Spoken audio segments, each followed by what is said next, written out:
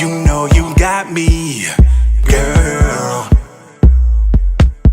I like the way that you move, the way you shake your body, girl.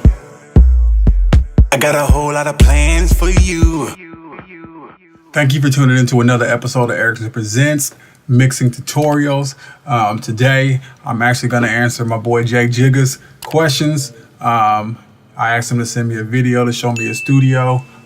So hopefully we can get something going to where he can actually make some tweaks and get the problem that he needs answered.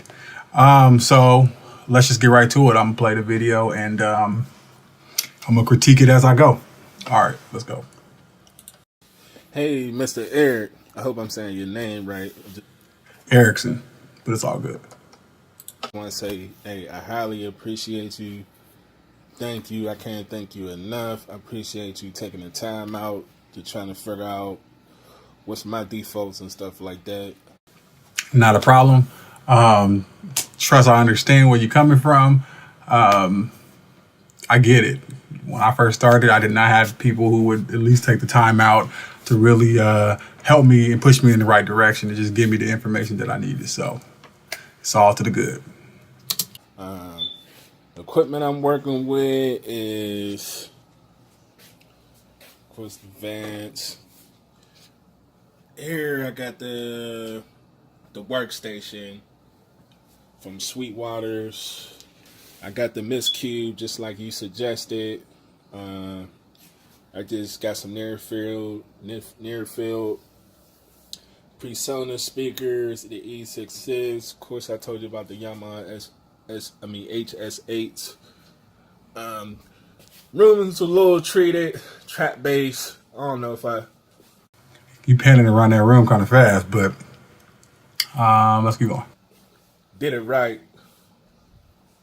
You know, mic still out in the open. I don't got no booth yet. I looked in your description.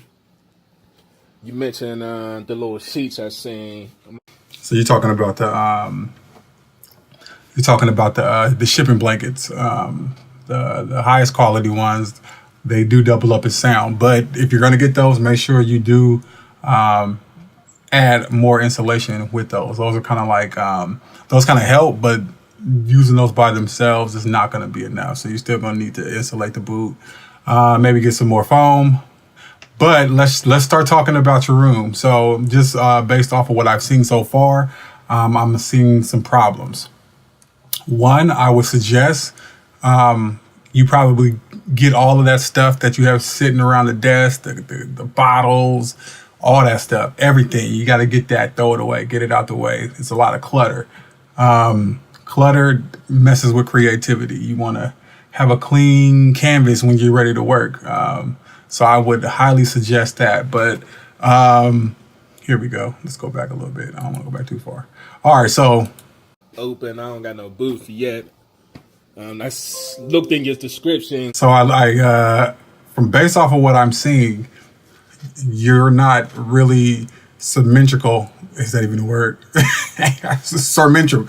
You're not really in the center. So basically, I'm not even gonna cut that out. Somebody, you know what the word I was trying to say, write that in the comments. Anyways, so based off of what I'm looking at, everything on the right must be the same as everything on the left, which is why you need to be in the center of the room, preferably the long way. It looks like your room, if you're in a rectangle, you're on one of the longer sides of the wall when you should be on the smaller side with the speakers shooting to the back of the room. That's number one. Number two, what I am noticing is your right side is not the same as your left side. It looks like, let's go back. You mentioned mic still out. All right, so open. I don't got no booth yet. That's right there. So this is your monitor, and look at all this open space. So you have a whole lot of open space. But if I recall, when we looked at your right monitor, you had a wall, and I believe there was some stairs coming down right there. So right there, your room was already off balanced. So what's coming out of your left side and what's coming out of your right side is not going to match already from the jump. So that's going to be a big problem that you want to address. I would definitely, how would I address that? I mean, if I were you, I would try to look for another location, another wall to put those speakers on. Even if you flipped it to the other wall, because I believe the other wall, which is directly behind you, is longer. It's not ideal, but it's better than this because, like I said, you have the speaker here and you have nothing back here to catch any sound. So literally, the sound is going back here, but on the other side, it's hitting the wall and the stairs. So, hopefully you understand the point that I'm trying to make. You want to make sure your left and your right sides are identical with the placement, with what's behind them, with your foam treatment. Everything needs to be the same. That way, the sound is the same. All right, let's go. Looked in your description. You mentioned the little sheets I seen. I'm gonna look into that. But yeah, this is what I got. The Peer 2. I got the preamp, Dakin, EQ, the Peer 2 interface, the Art Voice channel. I'm not using for it now. Personas, monitor V station. I did the sound level pressure thing to get everything right. This is the program that I'm working with. It's the 72 Pro times 3 suit. I'm gonna be honest with you, bro. I've never even heard of that. But that's okay because they all do the same thing. So if that's what you're comfortable in, keep going. Let me click out this. And let me go to